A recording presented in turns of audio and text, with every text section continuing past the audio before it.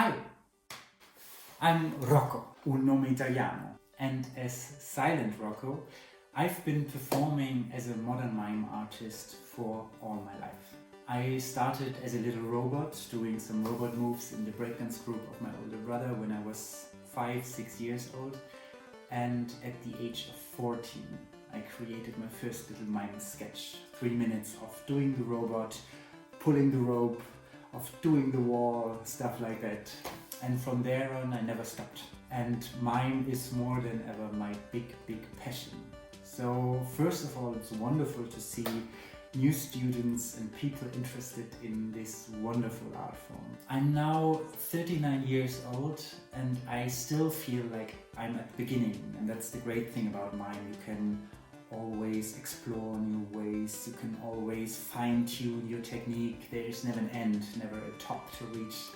And so it's funny, I still feel like a young student just at the beginning to grasp what is possible with this art. And it's great to see slowly what works, what doesn't work, where do I want to go with this art form, because I think it's really important, besides learning the techniques, to develop your own language, your very personal style on how you want to perform with this art. For me personally, for example, the least important thing about mime is the classical look of a mime. And that's also the big problem with mime in the world. People that don't like mime basically only don't like this cliched old look, often performed by people who are not even really mimes. What I learned throughout my years is mime well done can be a piece of pop culture that almost everyone really loves. And that's basically my goal, that's becoming more and more clear over the years.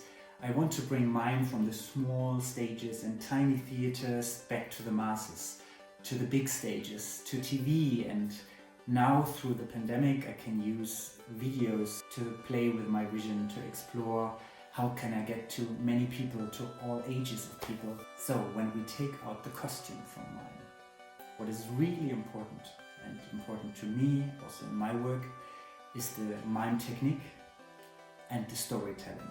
First you have to need the skill set. It's fixed point, isolation, the body grammar of mime corporelle, stuff like that.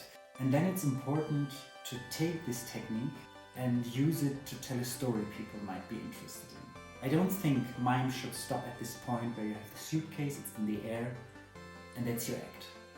You can take this trick of the suitcase in the air, but create a character, create a story. Where does this guy want to go? What can be in the suitcase? Because I think people come for the magic of the tricks, they come for the illusion, but they stay for the story and for the emotions they feel afterwards. And I think mime has a lot of room in this regard to still develop, to take those basic techniques that are just brilliant when done well and apply them to stories everyone can understand, everyone can relate to. So with this mix of this great technique and an interesting story, there's still a huge future for mime in the pure sense. And I really hope you see and feel that potential and the magic that modern mime possesses. So I hope you enjoy the courses and maybe you will be one of the next modern mimes that have a bright future ahead.